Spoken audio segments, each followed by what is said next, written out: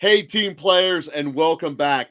Today's episode is all about Superflex, and quite frankly, most people do it completely wrong, and pretty much are guaranteeing that if you didn't have one of the top three picks, you're going to lose. We are going to be breaking down every flaw that's happening in your universal Superflex so you can come out ahead and not guarantee that one of those top three guys comes out with a dub.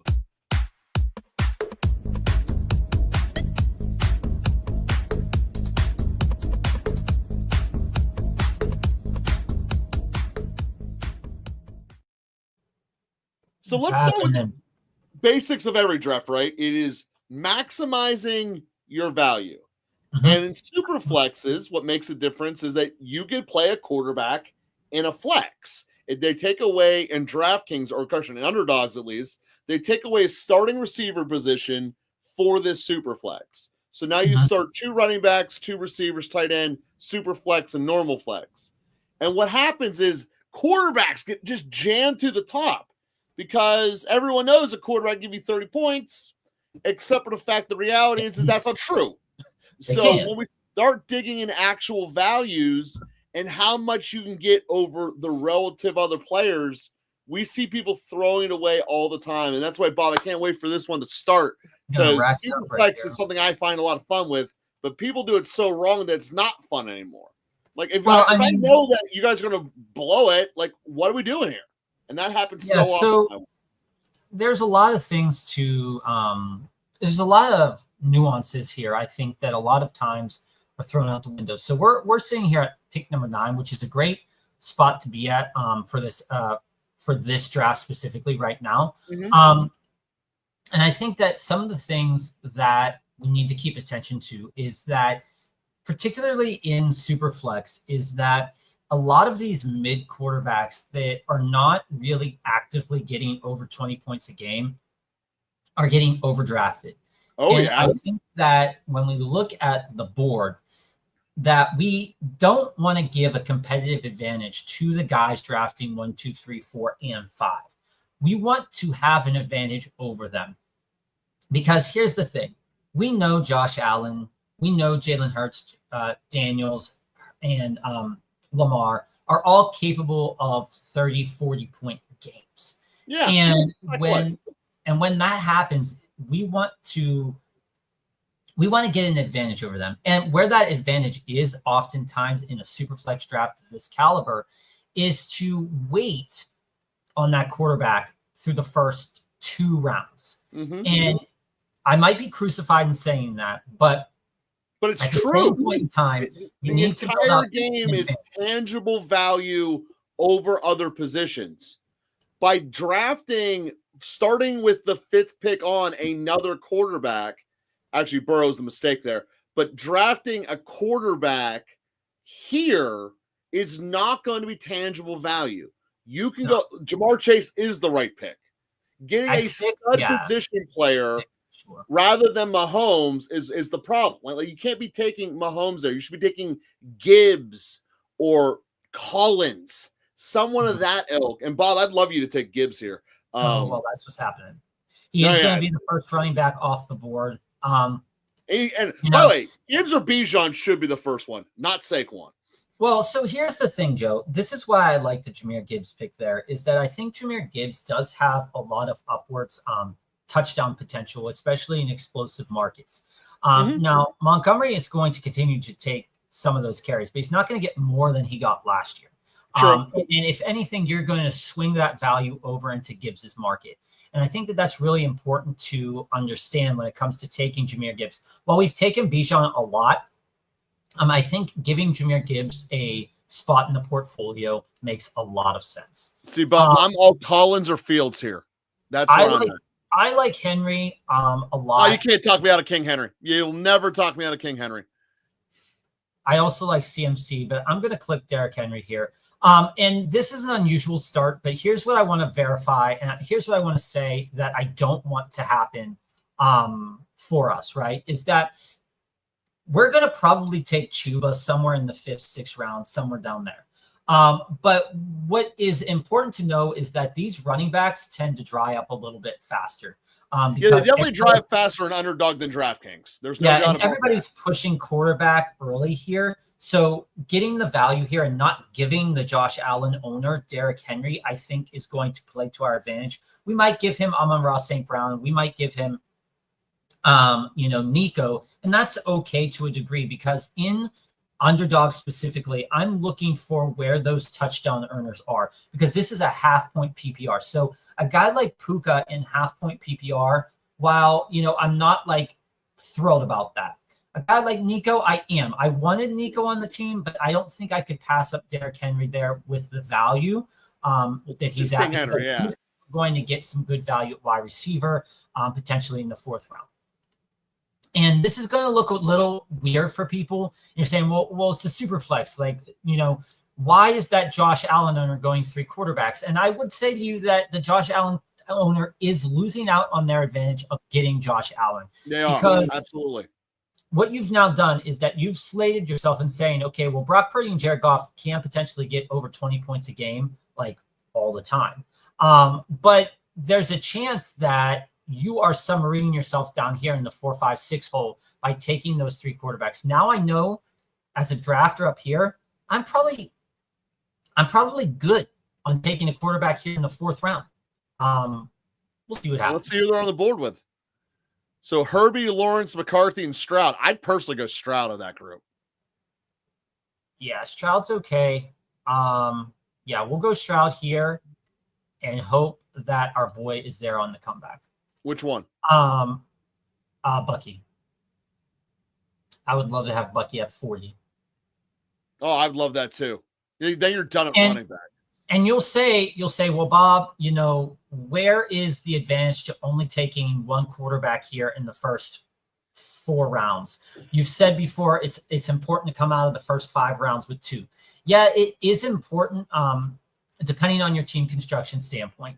And we said it over and over again that in the first 5 rounds, you want to come out with 2 quarterbacks. But when we have the bookends here, drafting 3 quarterbacks, there's no value in taking the 30th best quarterback or the 27th best quarterback. We would be doing ourselves an injustice by doing that. So let's see. If Bucky drops, man, dude. If Bucky drops, you get a major win here.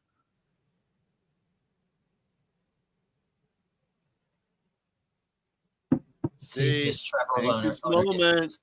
Perfect. That's the easiest click of my life. So now you're looking at and you're saying, the running back room.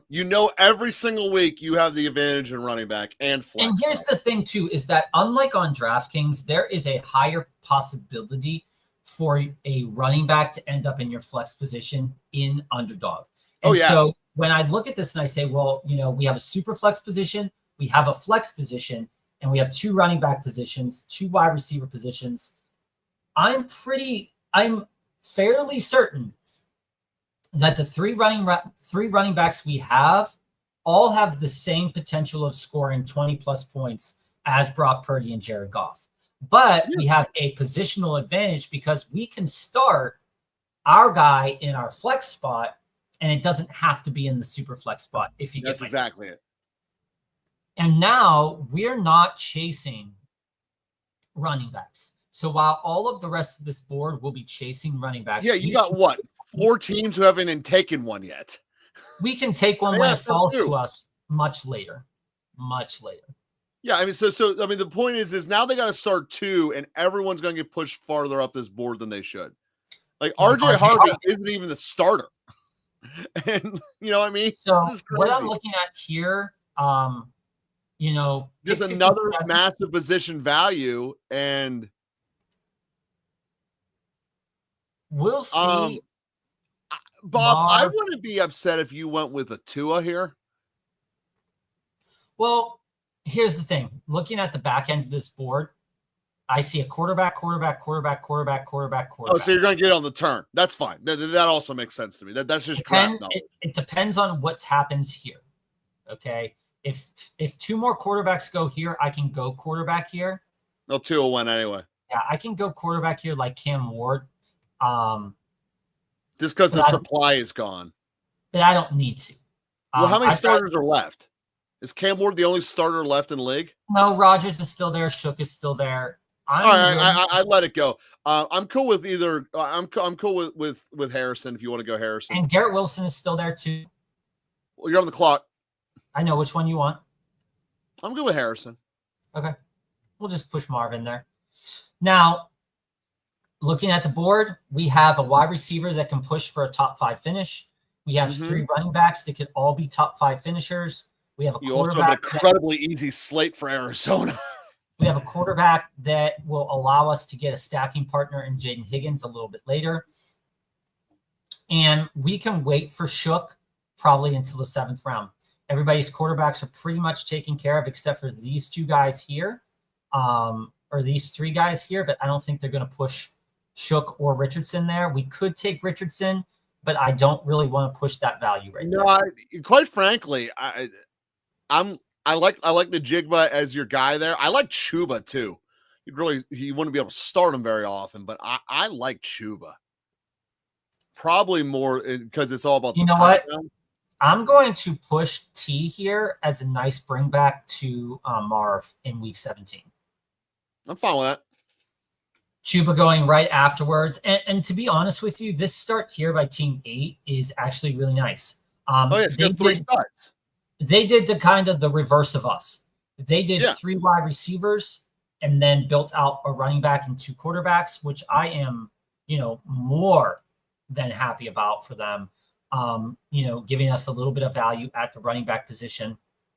And as you can see the board here, you can see a guy here is taking 4 quarterbacks. And while there is research to say that having 4 quarterbacks in Superflex is nice, having 4 quarterbacks in Superflex that early is not that nice. It's misallocation of the buckets. You just gave away every advantage that you had because you've taken now 1 starter, and now you have 3 people fighting for that same Superflex position. Why? You don't need that on a week-to-week basis. Can they all pop off for 30 points? Yeah, sure. You can see the guy at... And your Superflex also doesn't need to be a quarterback. That's the other part of this here, is if we get a stud fall to us here, even if it's a running back, they can still be in our starting lineup. Oh, absolutely. So if we're looking as far as who do I think is most likely to be that stud, I love Monty on this team. I love Ridley on this team, but Monty just went. Caleb Johnson is not a bad haul, but I think you get more value right now in probably Cam Sutton. If I had to rank the receivers right now, I'd go Ridley than Sutton. That's how I would rank them. Ridley than Sutton? I think you could get both. I mean, you get both. I think you're in a great spot. And then you think you can get Shook in the late round after that. Why do you like Sutton over JMO? Just a question. For this particular build, because you have Gibbs. And if the game mode for Gibbs to win, they need to have comfortable leads. They don't chuck the JMO when they have comfortable leads. That's fair. It's a long story short. But overall, I'm also down on JMO because the Detroit schedule compared this year to last year, this year's is significantly easier, which means they're not gonna have as much tightness in there. They're still gonna score. They're still gonna score a ton. There's going to be more garbage time at the end where they're going to run out the clock. So you see overall my rankings, more love going to their backs than to their pass catchers overall because of that fact. And that's a game-by-game specific micro advantage, particularly week 15, 16, 17, when the money's on the line. So, Bob, if you can get Shook here, or if the other receiver we were talking about was there. Yeah, if Ridley's still there, I'd take Ridley. Especially if you think Shook comes back on the back end. He might not, but Ridley will not too. So I think there is a, like I said, with the super flex and the flex position, now we have a lineup here that. Bob, let's just go through some of the teams of what people are putting in that super flex. Yeah. And this is really going to nail it home. Give me other teams' second quarterbacks that put in this super flex. So Brock, Dak, Caleb, May, Love, Cam Ward, JJ McCarthy, Kyler Murray. And I think the team number 12. Rockey can compete with all of them. I agree to that. So, like, I think Kyler never really gives you 30-point upside, but gives you a lot of like 20 to 28 points in there. I think that Cam Ward does have 25-point upside. Drake May, I think, will probably land in that 20 to 24 points reliably almost every week. And Dak always has the chance to pop off for 30. He also has the puck to snap off his ankle, too. Well, I mean, I love Dak. I love that. Richardson and Daniel Jones going back to back. Guys, Richardson's playing. There's no way around that. Richardson's going to play. Is that the guy's fifth quarterback? No, third. So Anthony Richardson, I think, is a fine choice in Superflex, especially as a third option here to Cam Ward. He's a wild card. Anytime you throw him there, he's a wild card. Yeah, there's really no comparable difference for me between these back-end quarterbacks. They're all worth taking a chance on because, again, you're looking at quarterbacks 28 through 32. And you'll notice that Joe Flacco also hasn't gone off the board yet either. So Joe Flacco isn't going to start every game. Shook is going to start every game. The Cleveland quarterback room is in flux, and I think that that's something to take advantage of in these Superflex drafts. So taking a late Kenny Pickett, taking a late Shador, like we talked about on last Wednesday and last Monday. Here we go. Boom. Dude, that worked out perfectly. And so, again, when we look at the Superflex style here, you need to come out of the first 4 rounds with a quarterback. That is undeniable. You have to come out of the first 4 rounds with a quarterback. Ideally, you want to come out with 2 quarterbacks. But if you I don't know, man. I think we just kind of showed that if you look at Bucky Irving as your flex or your super flex is right there being able to compete with the rest of them. Cam Sutton puts up 16 a week. He's your other flex option. So you're getting a lot of these quarterbacks that are in this range that are only putting up 15, 16. And you have the positional advantage because he's your third one, your fourth one, rather than people who neglected their starting spots and have to play 2 subpar players because they have an extra quarterback on the bench. It's asinine when you look at it from a logical standpoint. To this point here, what I'm looking at is saying to myself and saying, okay, on a week-to-week basis, not including the bye weeks, okay? Just discounting the bye weeks. Bye week 8 could be a little bit rough because we have 3 players on a week 8 bye, which, could hurt us a little bit in the long term on that week. But when I look at this, I say, okay, for my flex and super flex position, these are the players. I wouldn't mind Ingram. These are the players that I have a choice from. I'm game for that, man. I am more than willing to have the lineup that we have right now. And Shook, I mean, he could get a back end 15 points for us too. A back end 16 points for us too. I mean, there's no real tangible difference between Shook and quarterback 15. That's when I'm drafting in this bottom 7 through 12, I have to get one quarterback that I don't have to necessarily prioritize it in the first 2 rounds. I just want to, say that again. You can, I have no problem taking Kyler Murray here and then just rolling until Tyler Shook again, or taking Kyler and CJ Stroud. I have no problem with that. But again, I think you have to think that way when you're down here in that. Well, it's because it's true. I mean, the team is more balanced and it's more stacked. And ultimately, teams that are more balanced give better results throughout it. I mean, it's just a way that it is. So if Ingram is still on the board, I would like to look at him possibly on the comeback. These are the guys that we're queuing up right now. Yeah. Is Tillman still out there? You don't have to worry about him right now. Okay. I don't know where. I don't even know if Underdog. So this is gonna be Higgins. Nice natural stack there with Stroud. Obviously, the other thing with Houston is they're gonna use every receiver. I mean, there's just something about the Houston receiving. It's like the Giants and Houston receiving rooms. They use them all because someone gets hurt eventually. Just the way it is. And that being said, I still have Collins as the number one guy. Well, yeah, I mean, Collins is one of those players like we talked about a lot in that his potential for both receptions and touchdowns is absolutely insane. I think he can beat Chase, and that's not crazy. I think he can beat Chase. It is definitely not out of the realm of possibility. He's one of those players that broke out, and as you look at what his profile is, going up. As you look at what his profile is as a player, you really don't have any concerns about his abilities in any stretch of or in any facet of the game at all. So, I took Njoku there. One of the reasons why I took Njoku is because at some point in time, I do plan on building a Cleveland quarterback.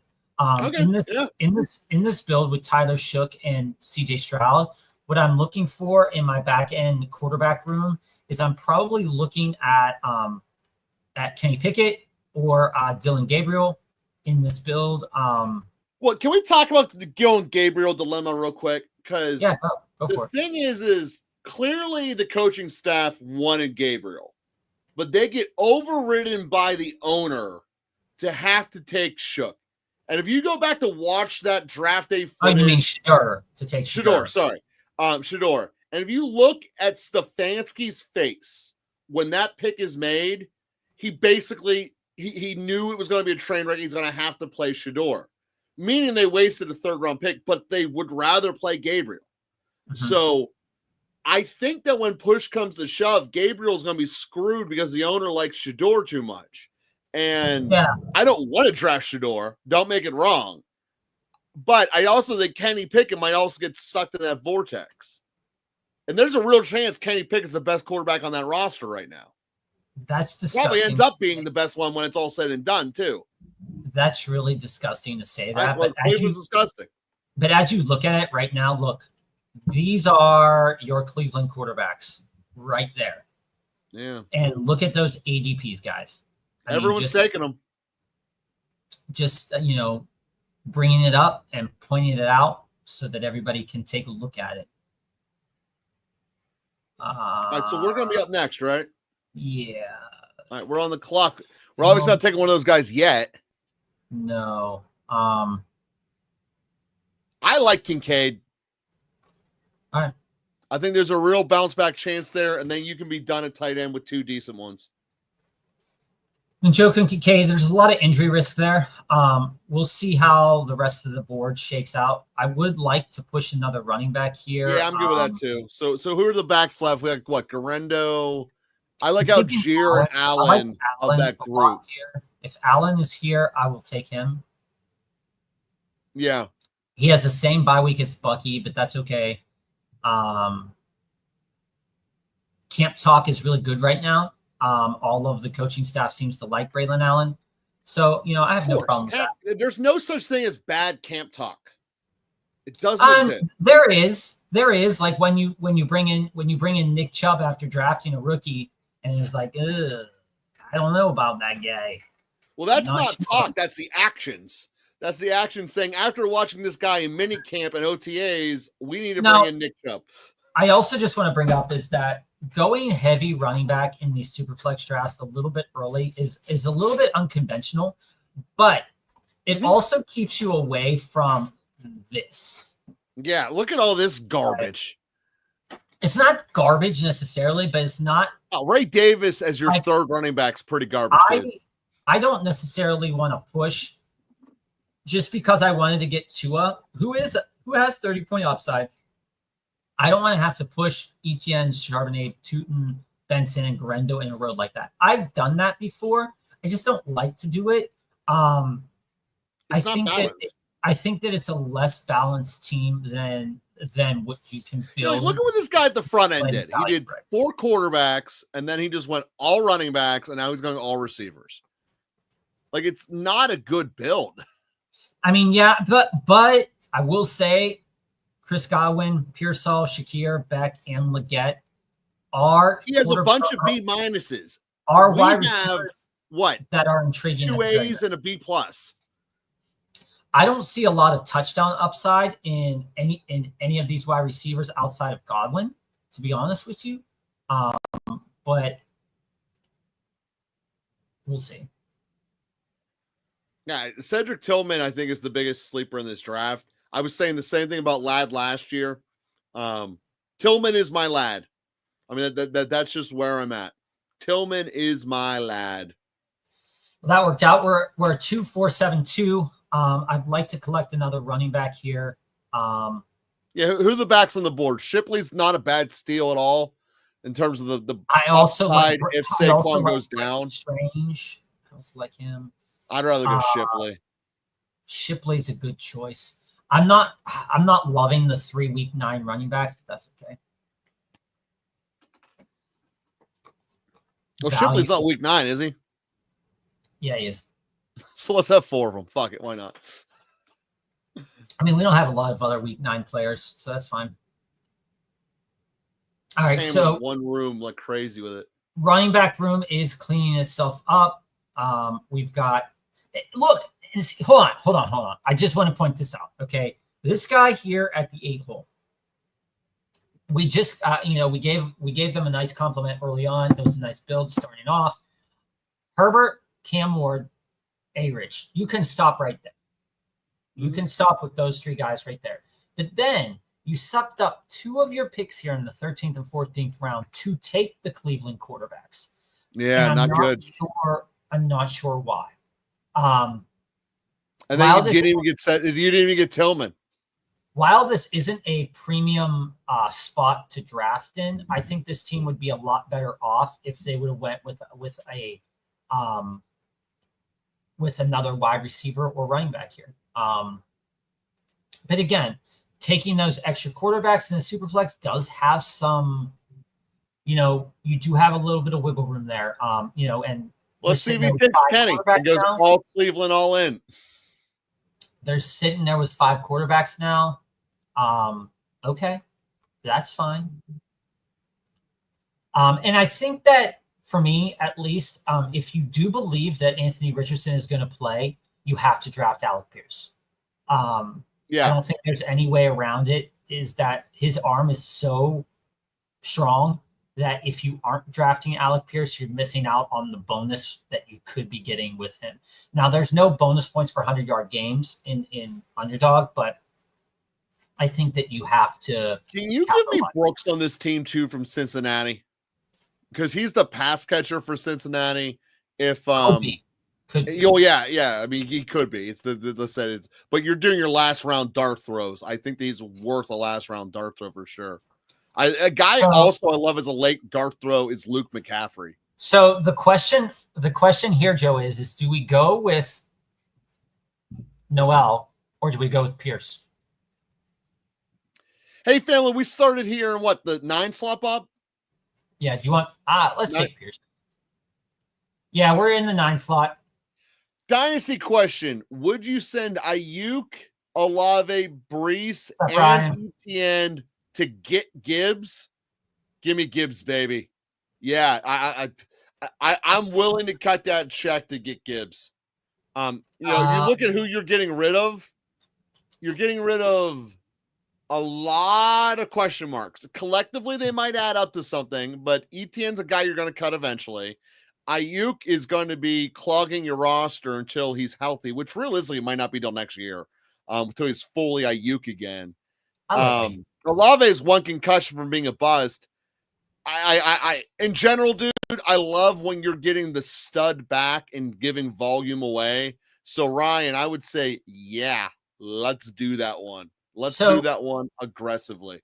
Ryan, I think it's a decent amount to give up for Gibbs, but I don't think it's out of the realm of what he's worth. When I look specifically at the value of these guys, you're going with 4 guys theoretically, but 3 guys that have had, significant-ish injuries. 2 of them dealing with those injuries still potentially this upcoming year with Ayuk and Olave. Now, all of these guys minus ETN are guys that I'm willing to take in best ball, in redraft, and all that stuff if the value presents itself. But I think that what we're looking at Gibbs is a player that is trusted by the coaching staff, believed in by the team, extremely explosive, and has proven that he can give up or get 50-plus points a game, 40-plus points a game, given the format. So do I think you're giving up a lot? Yes. Do I think you're giving up assets that in a couple of years will be better than Gibbs? Probably not. I think that Ayuk right now is best served as a fantasy wide receiver 3 or flex. Olave is a fantasy wide receiver 2 to 3 to flex. And Breece right now is an RB2 for some teams, an RB1 for some teams. I don't have a problem with Breece. I have a problem with what the coaching staff is saying about how they want to use Breece. So would I do this? I would do it, but I would question. I would question how much it is. I would see if I could take. And that's right, family. You keep Gibbs in that situation. Yeah, I think that if you had this trade in front of you as a Gibbs owner, it is extremely, extremely tempting. But at the end of the day, you're also getting a bunch of roster cloggers. And Gibbs is a no doubt RB1 every single week doing it. Oh, Bob getting the 6 to 10 spots, family. The way to just stab him in the heart because he is just so unhappy that every single one of his drafts are 6 or later. But again, the whole point of this show, guys, is to show how so many people. This was another 9. I'm either 8 or 9 all the time. I'm either 8 or 9 all the time. This last pick's going to be Kenny Pickett, Joe. Yeah, I'll do that. I don't really like we've talked about pretty much all of these quarterbacks on the board right now. But looking at our quarterback room, people might say, well, it's a Superflex league. You only have 2 quarterbacks. That's kind of strange. Yes and no. We talked about this in that we're trying to build ourselves from a competitive advantage point from this 9 spot. From this 9 spot, you need to stack yourself up with talent across the board. And you do not have to start a quarterback in the Superflex position. It is just that they are the most likely to get to the Superflex position because their pathway to get there is so easy. You're not looking at the pathway for a quarterback to get 16 points.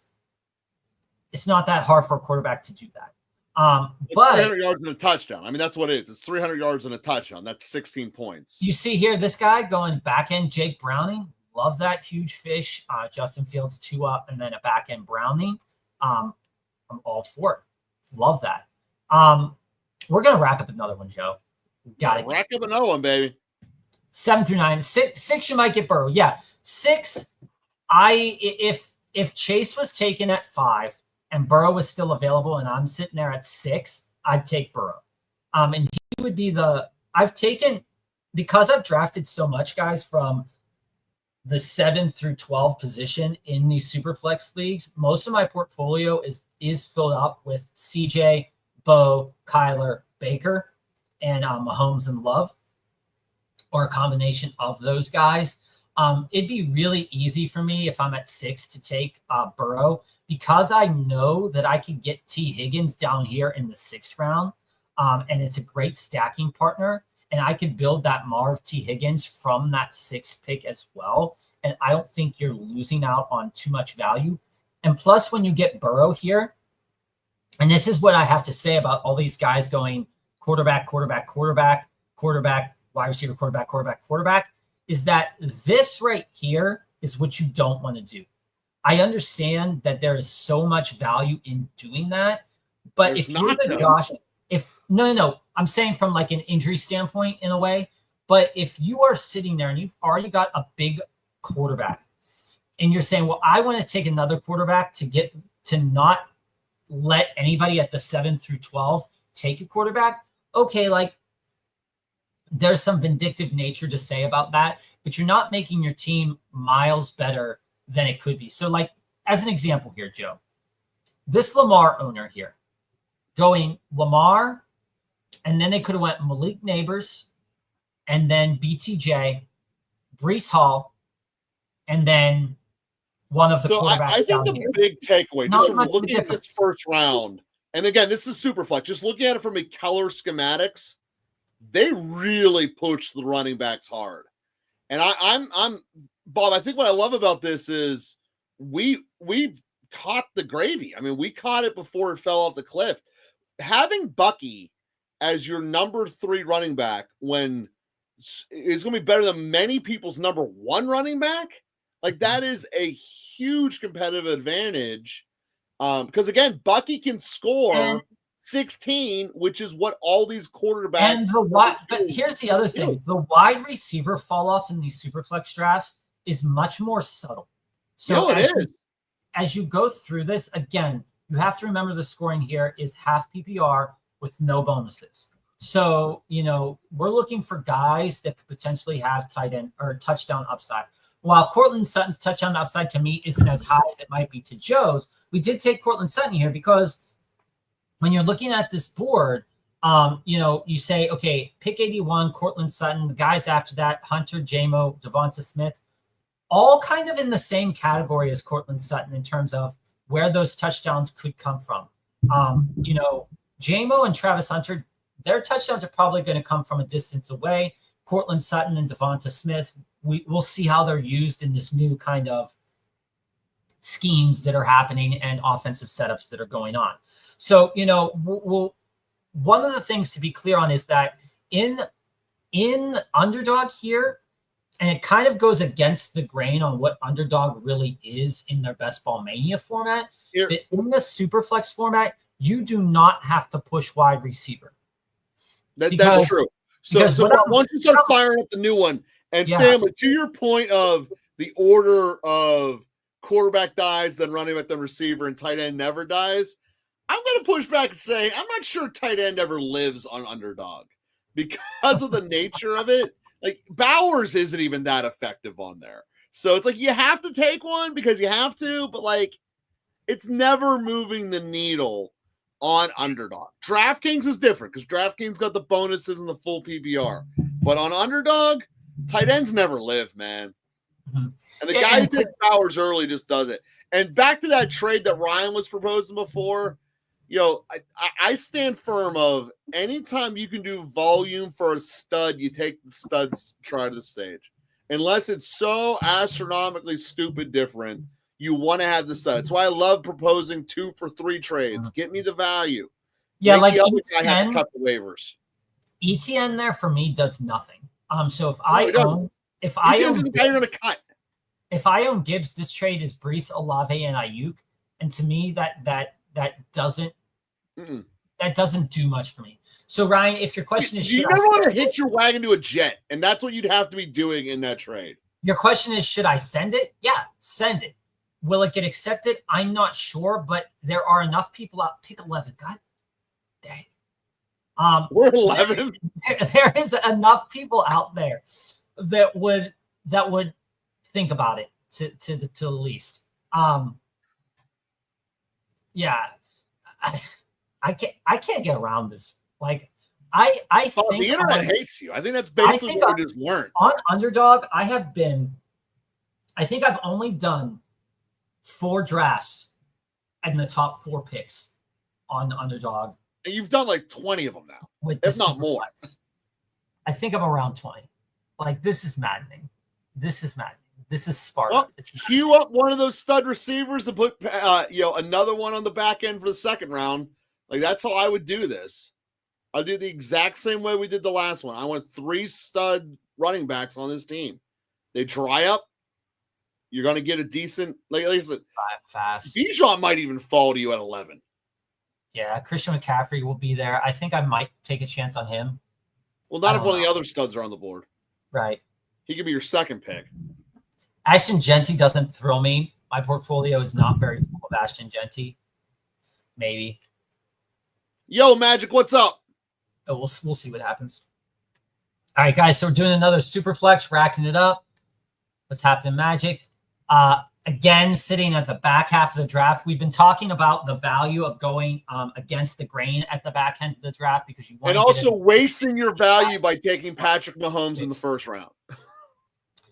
Yeah, I mean, there is minimal value to taking Mahomes there in the back end. Like of the anything round. after Burrow, a quarterback in the first round is wasted value.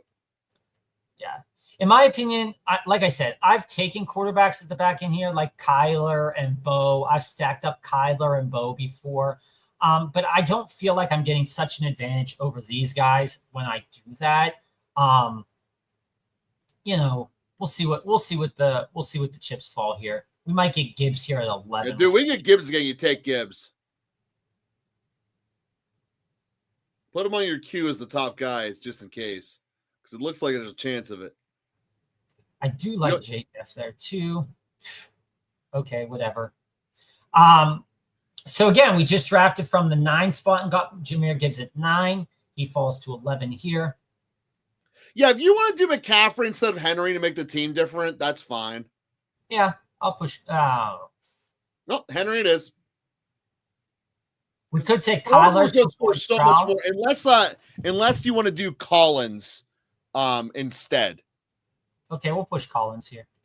But we did talk about how the advantage we had of, I think I would have preferred Henry, but we're doing this for the sake of good content. Basically being how quickly it dries up. But again, Collins could be the number 1 receiver this year. That you could easily have just gotten the 1 and 1 and look at that receiver and quarterback or receiver. Do you see all those quarterbacks that got pushed right there? So by pushing those quarterbacks there, these guys here are going to have such a huge advantage in whoever they take here. Like Joe Burrow could get Derrick Henry. Jalen Hurts could get Amon-Ra St. Brown. There's a lot, but they also could waste it by going 3 quarterbacks, and we've seen people do that left and right. So Magic, in a redraft full PPR league, you're on the clock, and guys like Amon-Ra St. Brown, BTJ, Nico, and London are still there. Who are you picking? I'm taking Collins all day, Magic. All day I'm taking Collins. Magic, this is the order that I would have them in. It'd be Nico. It would be Amon-Ra. Mm-hmm. It would be London, and then BTJ. Mine's the same, except I'm flipping BTJ and London at the end. London would be my last one there. I love BTJ. There's nothing I don't like about him. I just am a little bit at this point in time in the offseason. If you would have asked me this question like 3 months ago, I would have had London as last. But right now I'm kind of coming up a little bit on London. Derrick Henry in the 3rd round is crazy to me. Here, let me just put this out here on the record. I will be the last person and probably never get on the Drake London bus. I am firmly believing in hate the Drake. And that's how I'm going to last. This is how it's going to be. But Joe, look at this team. But look, dude, Stroud's still on the board. We can get Collins and stack him with Stroud. I mean, it's going to be a hard pull, but he can easily fall to us here. But look what happened at number 1. We have Josh Allen, Dak, Derrick Henry. That build should not be allowed to happen. Yeah, but dude, we're about to get Stroud and Bucky, so it's going to be fine. Have to push it in a different direction. The Drake is there. We ain't taking the Drake. I'm telling you, take Stroud and then Bucky. I also like JT. I'd way rather have Bucky. I wouldn't be mad. I'm not as in love with the Colts line as everyone else is. In Superflex, I'm passing up on Brock Bowers all the time. I have built teams with Trey McBride in like the 5th round, and I really haven't liked how those teams have kind of pushed themselves up. Magic, I appreciate the Penix and London connection could be subline, but I don't even like prime limes. So, there's a thing there. I'm not getting on the London connection. It's just not going to happen.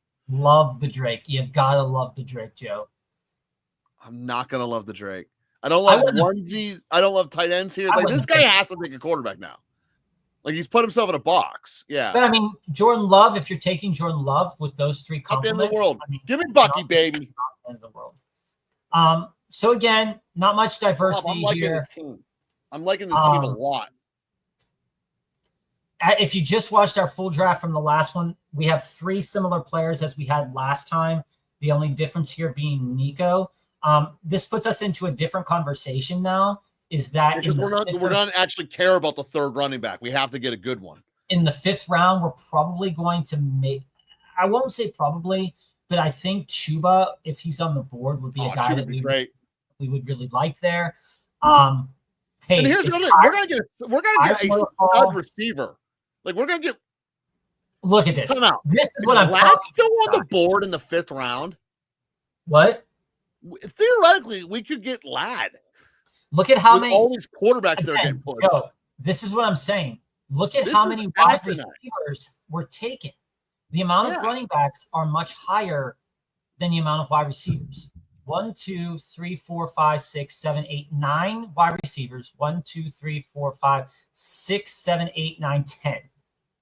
Okay, so now we're locked in at 10 here's and 10. The point. If you get Chuba is going to be right in the same scoring spectrum. Yeah, it's still Superflex. Yeah, this is Superflex.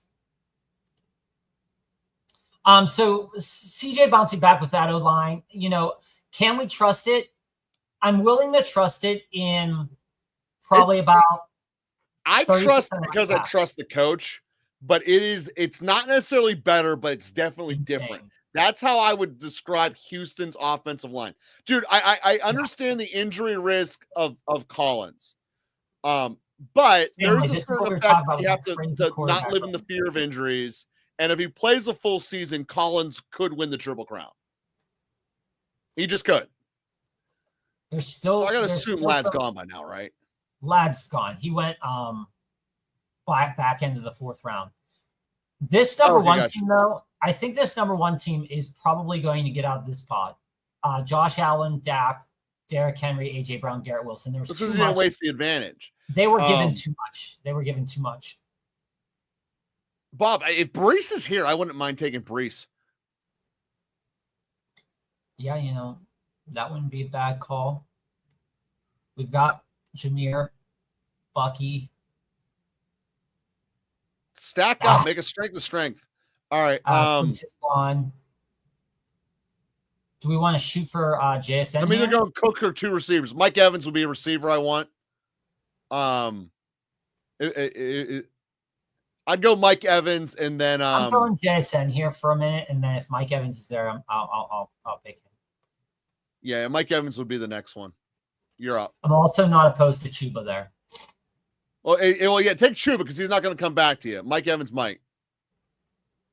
Mike Evans won't. But we'll take Chuba. I think Chuba gives you a better. Well, they both give you consistent upside. So a little bit different than we just drafted last time, guys. Having 2 wide receivers in the first 5 rounds is a bit. I like Evans more than I like JSN though, because JSN is not a touchdown guy. But it's fair. That's more of a DraftKings thing. I like JSN a whole lot more on DraftKings than Underdog. So here's the thing. What I'd like to believe about JSN in Underdog to a degree here is if we let's just see if we can click them here. Is to take a look here. Last year he's at 203 total points. I think that touchdown number at 6 could easily go up with the presence of Sam Darnold. We saw, the numbers for Jordan Addison. We saw the numbers for Justin Jefferson. And I'm not saying JSN is like that. But what I am saying is that Sam Darnold seems to know how to move the ball.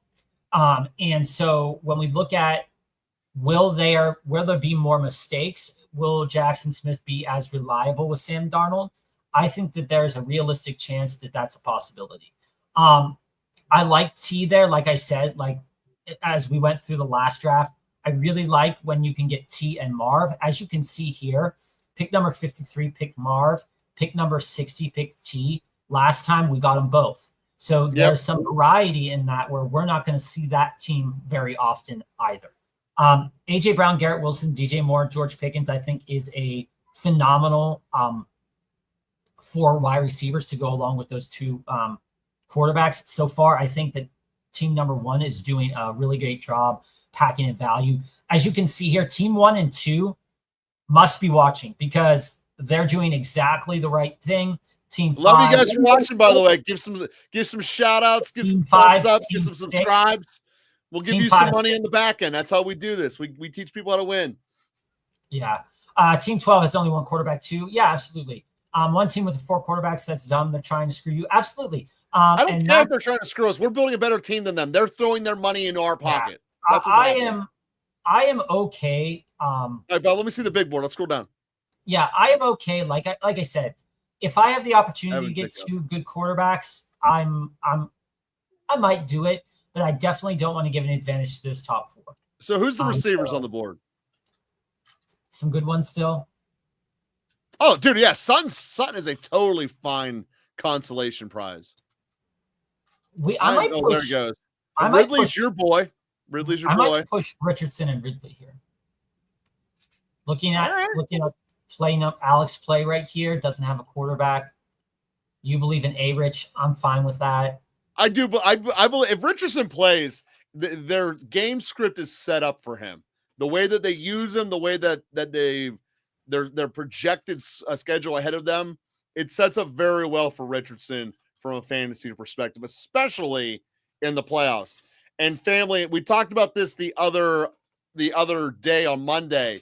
When we build our rankings, we do them as 4 primary buckets: the regular season and then each of the playoff games. So we treat week 15 equal to the championship in week 16. However, weeks 1 to 14 combined are only equal to week 15. So that's what we do so much different, so much emphasis upon the playoffs from our own rankings. Again, this episode's meant to be more about the strategy of people doing Superflexes wrong. But Bob, I mean, go to our roster real quick. What does our receiving room look like? Because I kind of feel like our receiving room isn't as. I don't think it's Collins and Jigba and Ridley. I mean, there's some volume there. A little bit top heavy there. The pick of A-Rich family, it's not one that I like clicking.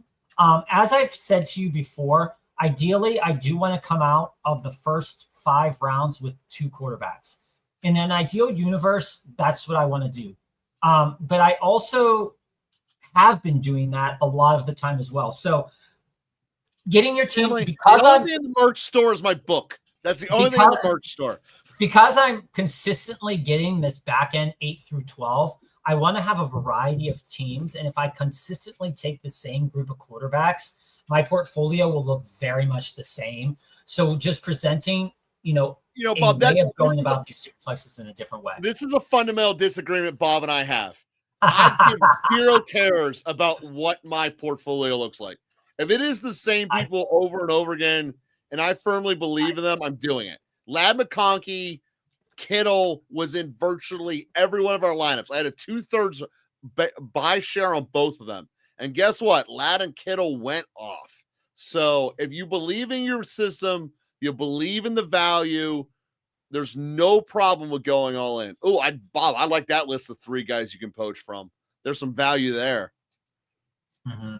This is going to be. Is there a 4th running back worth giving before, or the Cliff already happened? Yeah, Mason's the best on the board. Yeah, Cliff happened. Tracy is a guy I like. Tracy's a guy who's incredibly slept upon. Dude, I wouldn't mind having Tracy in one of those receivers. Because he's not going to come back to you. No. Well, we'll take Myers there. Another week 8 guy. Can't play about Myers. We'll take Olave off the list because Shook's gone. But as you can see, though, this draft went completely in a different direction. Dude, Shook, you hate Warren. I got it, family. The last Warren is still the most talented tight end that was in this draft. And now that Lovejoy is in Chicago, his career's over. Warren is going to be the best tight end of the draft, period, for perpetuity. So yeah, he's kind of right there with Pittman. His system is better with Daniel Jones, but he'll still have a very fine year. And I was getting him like the 12th round. Like there was Warren value where I was snagging him. I was thinking of below where he's going now.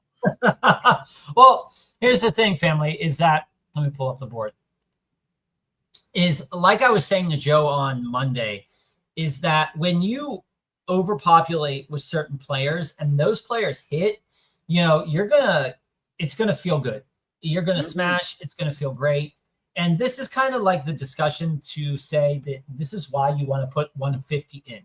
So if a draft has if Best Ball Mania or these Superflex have 150 slots, there's a benefit to doing all 150 because by nature, you know, I'm not going to get pick 8 through 12 every single time. It feels like I have been, but you know, nature's going to say that that's not going to. Did Jalen Milroe go in the 8th round? That's wild. I just saw that. Whoa, yeah, and Tyler went early too. That is wild. Jalen Milroe, his 3rd quarterback up there, getting a little happy feet. And just kind of trying to build out some diversified lineup. Now we have Downs, or we have Richardson, but with Downs, I don't really like it. With Richardson, I don't think that's a click that I want to make. I like Downs' potential this year, dude. Yeah, I'm not really sure with A-Rich though. Downs just went. So what's our receiving room look like? Where are we at? It looks like we have Braylon Allen out there. Our wide receiver room is Nico, JSN, Ridley, and Myers. I might like. I'd rather go 2 receivers here then. Oh, yeah, Parasol. I like Parasol. Might like Pittman here. Bateman is here. I like Coleman. Mooney is here. Guys that we've talked about. I like Mooney mostly because I hate the Drake, so I'm okay with that too. Well, Mooney's gone. I'm gonna click Pittman here. I think that this is an interesting pick. And you can select the other guy. We have Benson Dobbins. Do you want Dobbins? Is he going to make it? Would he make it back to you? He wouldn't make it back. He wouldn't make it back. Yeah, you can be starting running back this late. I'll take it. No one's treating Dobbins like he's a starter, but he is. So yeah, I have no problem with Dobbins. He wouldn't make it back to us, even though his ADP is at 146. He logistically will just get taken. And this is also why your teams end up differently. Every draft is unique. Like, it is very hard to try to build the same roster over and over and over again. It just doesn't happen. Every flow with what's the best of your rankings at the time. Every draft. Every draft is every time. Every time. It's a curse. It is definitely not a blessing. And when I look at my drafts, you know, I think by association, like I said, like if I'm sitting up here, I'm just going to show this to you guys. If I'm sitting up here at the 9-10, I have so many drafts that I've put in here. Like I said, I think I'm around like 20, 21, somewhere in there, maybe 19. And I've drafted a lot from this bottom part here. And I have plenty of combos. I made one that was a Patrick Mahomes, Bo Nix super stack with Chiefs and Denver on both sides. I had one where I did Baker and Kyler. So I'm not opposed to going double quarterback up here, but I just don't feel that at this point in time, if you're drafting from that position, that you're getting such a huge advantage over these guys. All right, now, Magic. I love Magic. I'm going to assume this is redraft. A-Chain, Henry, CMC. How are you ranking them, Bob? All right, this is what I'm going with. I'm on the clock. I'm going A-Chan, then Henry, then CMC. And I'm going in the reverse order of what you wrote it. I've done that a lot. Baltimore's offense is so stacked in how many points they're going to score, and they already love killing the ball. Henry is going to be elite. Remember, until Saquon just destroyed January, he was almost the league MVP. So I'm going Henry all day. They actually improved their offensive line. Baltimore's got an easier schedule than they had last year, although it's hard in the beginning. It is a cakewalk at the end. Baltimore's playoff.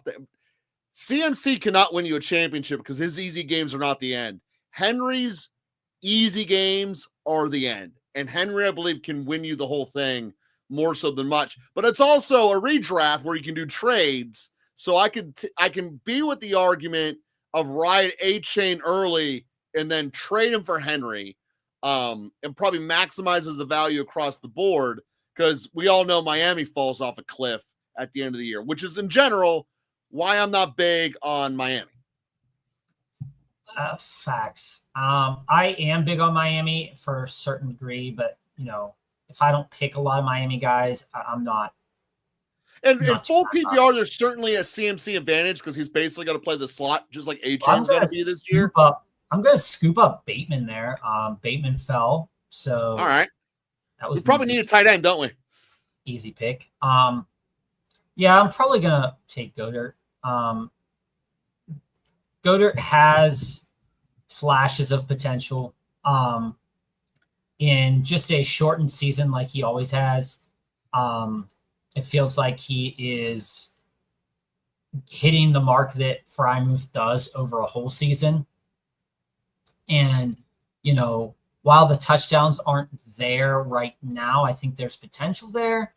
I am going to snap up Schultz late. So if I don't push a tight end here, I don't feel like uncomfortable with it. I also think Brenton Strange is interesting. I like Strange. Strange is good value. I do think that he's going to get a good volume. So, family, I'm going to go with a little bit deeper than the weather obvious reason for why Miami doesn't do December. The main reason Miami falls apart, there's two of them. First is they are an incredibly finesse team, and they start going to the Northeast, and they just get pushed around by power teams. The other part is their smartest man in the room who understands every offensive innovation of all time gets figured out by Halloween each year. And Tyreek Hill doesn't want to keep doing run around the rosy in his motions just to get blown up by an outside linebacker in week 10. I'm a freebie for a minute. It's not as smart as they think they are, and they are much softer than everyone knows they are. I just want to point this out to the audience right now. Team number 8 has done something that I think is extremely gross. In a good way or a bad way? They've taken 6 quarterbacks. Ugh, that's a bad way. Kyler, Penix, Darnold could have stopped there. Should have stopped there. Daniel Jones should have stopped before you picked that.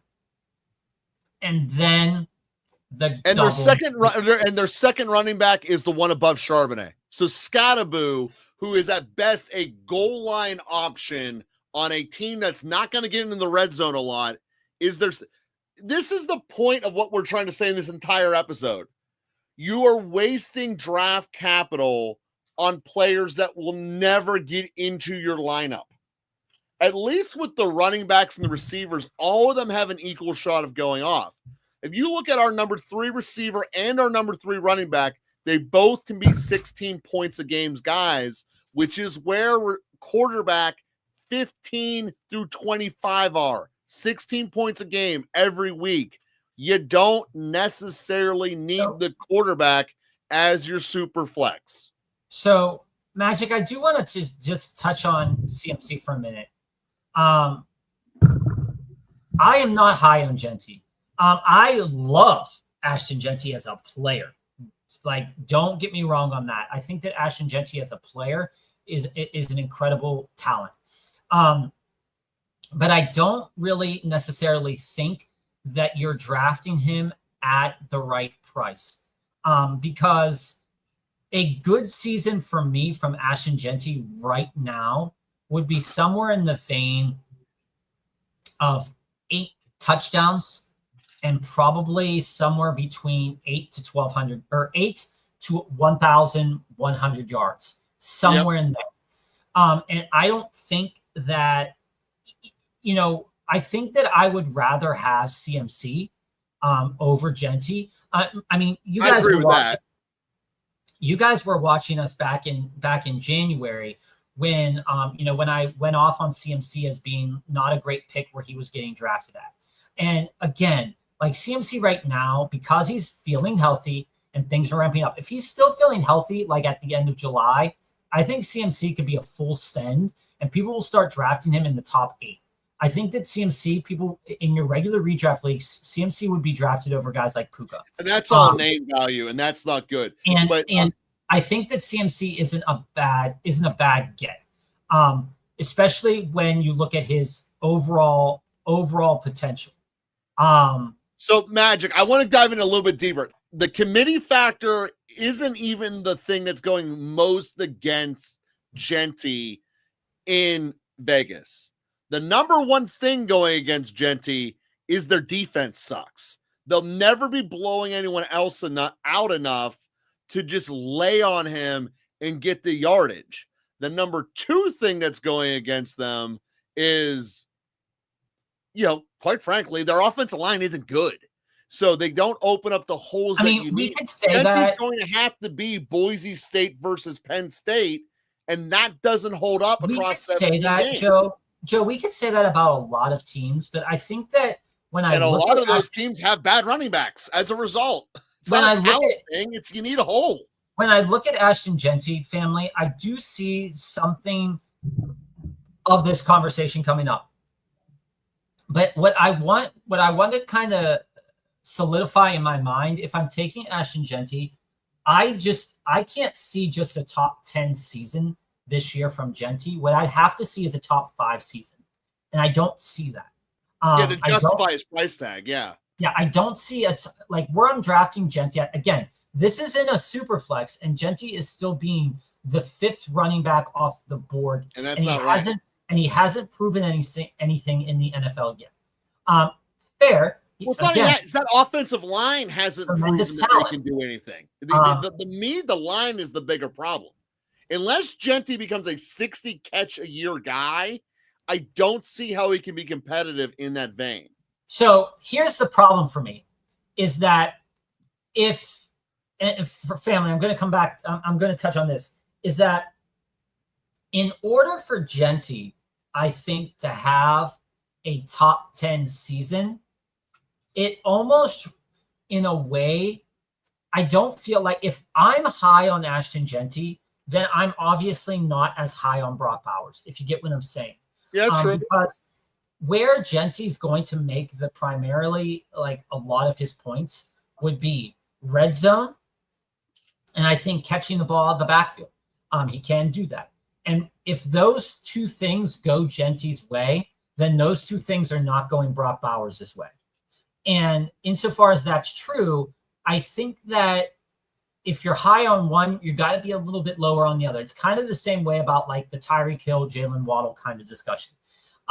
Is that I don't think I could be high on both. Now, is there a universe where both of them could be relatively successful from a fantasy perspective? Sure. But if you're drafting Bowers with the capital that you're drafting Bowers at, you're drafting Bowers with the assumption that he's either plus 100 catches or plus 10 touchdowns. And I think the same can be said about Ashton Genty. Yeah, you can't have both of them on the same point. You're thinking that he's going to – and when have the Raiders in the last several years produced numbers to that caliber?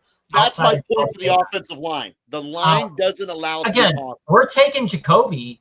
We're taking Jacoby because it's I do believe a little bit in Geno Smith there. Well, they're going to throw the ball like crazy, and he's still their top receiver. And Gibbs, family, this is my point about Gibbs. When Gibbs got to Detroit, that line was built. It was ready to run behind. That ain't the trait in the black hole. It just ain't happening. The black hole is the black hole of everyone sacking you and getting you hit in the backfield, because that's what that line is. Bowers going round 1 in Dynasty. Most people didn't see Laporta's second year. All right. Bowers and Laporta's seasons are wildly different from when you talk about your Dynasty perspective. Bowers was not touchdown dependent to make what he did. He was volume dependent. And if you look at the Raiders pass catchers, they have done nothing to fight with the volume element that Bowers is getting. Laporta had his touchdowns cut into for really 2 reasons. First, there was no way he was getting that many touchdowns again from a starting point. And then J-Mo wasn't out for 6 games because J-Mo was being J-Mo. So that is the other reason. Porta's regression was very projectable. Bowers does not have that kind of projected digression. I do not think that you can put them both in the same category just because they're rookie tight ends. And also, family, I get it. You hate tight ends. You never take one that early. That's just you hating the position. I get it. And as I said before, I agree with you on half PPR. Tight ends never live in Underdog, so therefore they can never die. Yeah, and so That's funny. But when you look at Joe, you were talking, so I just took two guys that has. Oh, you popped it off. Wait, why did you take Theo Johnson if we don't have their quarterback? He's not a good player. We don't have Schultz went already, so you just needed a second one, and garbage is garbage. So who cares? Is that basically the thought process? Theo Johnson has a bit of upside. I mean, we saw that Russell Wilson does throw to tight ends, so if Russell Wilson stays in for some of the season, rookie quarterback, tight end, a little bit of Zach Wilson. I like that. Third quarterback makes a lot of sense. We're going to take a third quarterback too, Joe. Yeah, quite frankly, I'm fine with you taking two on the back end here. Well, we only have two. I would rather go Browning. I'd rather go Browning than Howe. Got to just put that out there. I understand I just want to ask you, Mariota. Are you comfortable with the running back room the way it is? Right, running back room again is Gibbs, Bucky, Herbert, Tracy. Yeah, dude, I'm totally good with that running back room. Are you good on the wide receiver Collins, Najigba, Ridley, Myers, Pittman. Yeah, no, I'm very good with the receiving room. Yeah, give me two quarterbacks to round this thing out, unless there's a tight end you want to play with. Fanning he would be the only one, really. Yeah, I mean, if I'm choosing between the group here, Mariota's the first one, Browning's the second one. And you don't want Willis? I mean, you can talk me into Willis, I guess, but when Willis played, they didn't even try to throw it.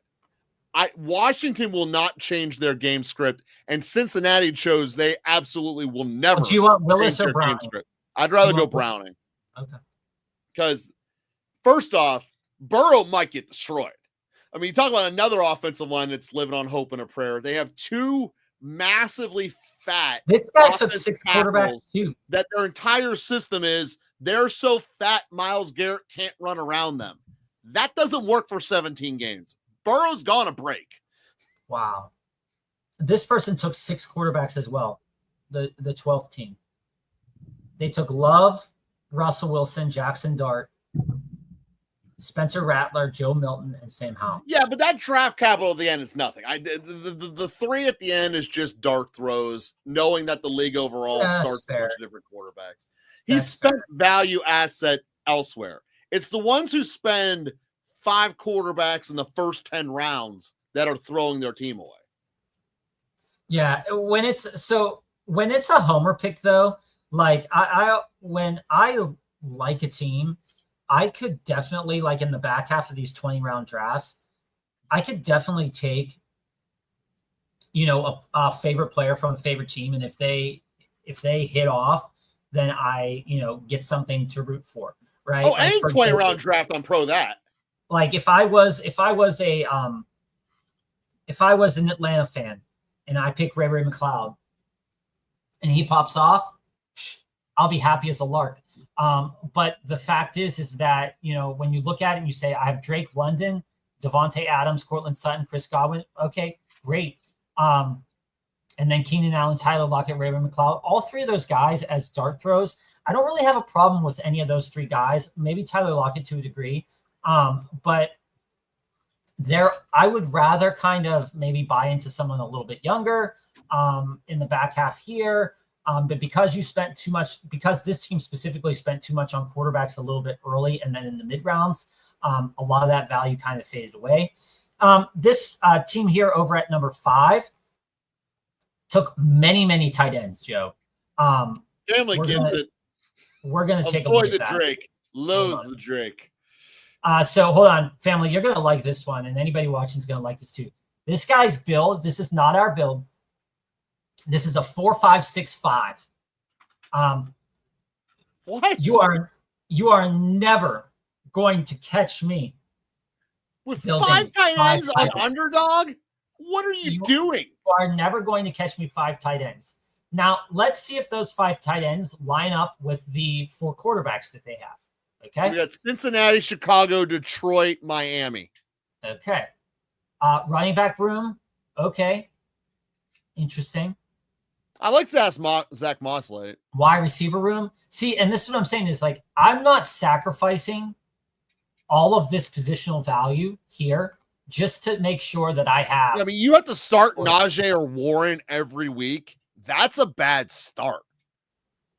I mean, anyway, you're losing your running back position every single week.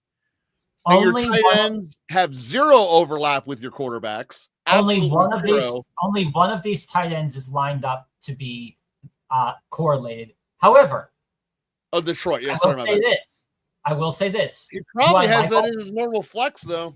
Do I like all 5 of those? Sure. Do I think Kittle and Laporta could end up in your flex more often than not with the room that you have?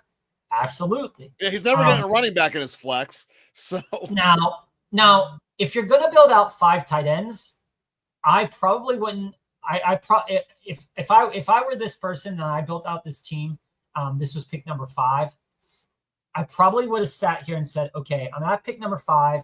I probably should go Joe Burrow, wide receiver, running back, where I took Caleb, and then Goff and Tua. And I think the team would have been a lot better. Oh, infinitely. Anybody that's taking 4 straight quarterbacks here is vindictive, and maybe it only hurts yourself.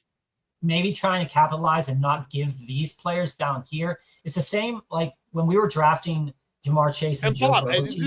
Put the comment on here. This was also a lighter quarterback start than the last many drafts we've done.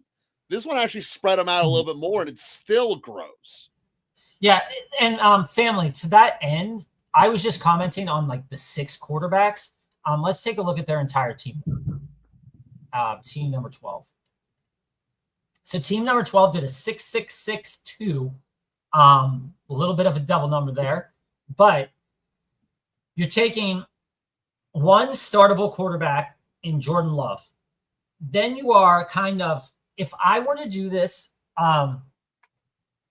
I might have just went all in with the whole room of the New York Giants, and also bought into Jameis Winston in case something weird were to happen. But Jordan Love, Russell Wilson, Jackson Dart, I don't really mind that, but I also probably wouldn't have bought Joe Milton or Spencer Rattler. I would have kept, if I would have bought both. Well, you're going to yell a rattling gun every time he does something good, though. That's fun. If I would have bought both of the Giants quarterback at that price, again, to get both of those guys. I would offend Rattling because of this. The Saints have a very pass-happy playoffs. They are going to be losing and chucking it. That's fine.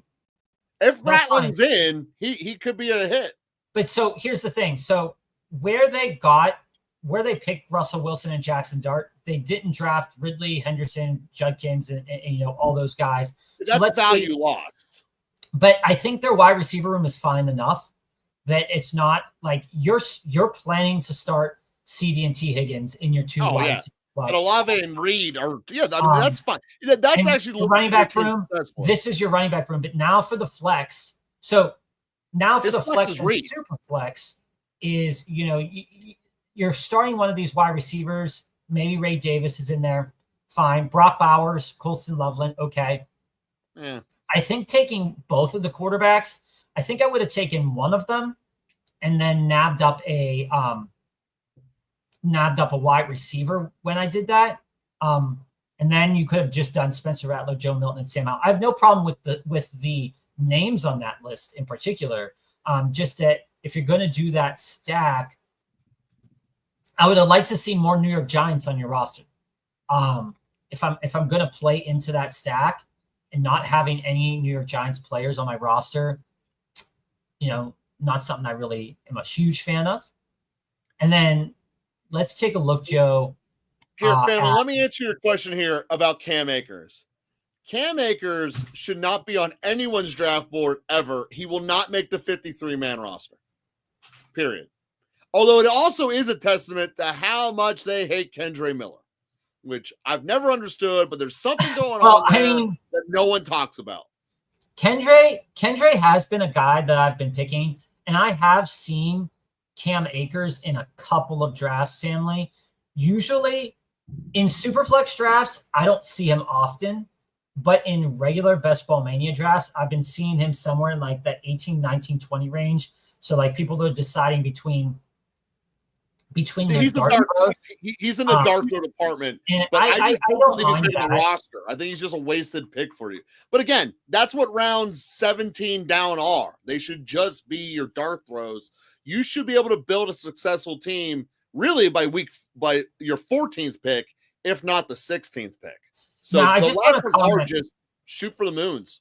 I just want to comment on this team, Joe. This is a 3-6-8-3 build. A pretty typical build that you're going to get in these best ball super flexes. And I want to tell you why I like what they did with this build. The quarterbacks, fine. Taking a chance on Kirk Cousins, Aaron Rodgers, great. You know, week 5, you're not going to have a quarterback in your super flex. Fine. Achane, Pacheco, Benson, Bigsby, Chubb, Keaton Mitchell all have chances to maybe have some spike weeks. Wide receiver room, fine.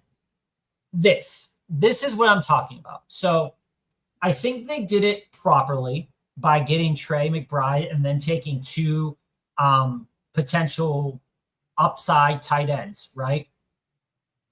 But here's the problem with Trey McBride and family. I think you're going to like this because this is kind of what I've been talking about when it comes to tight ends.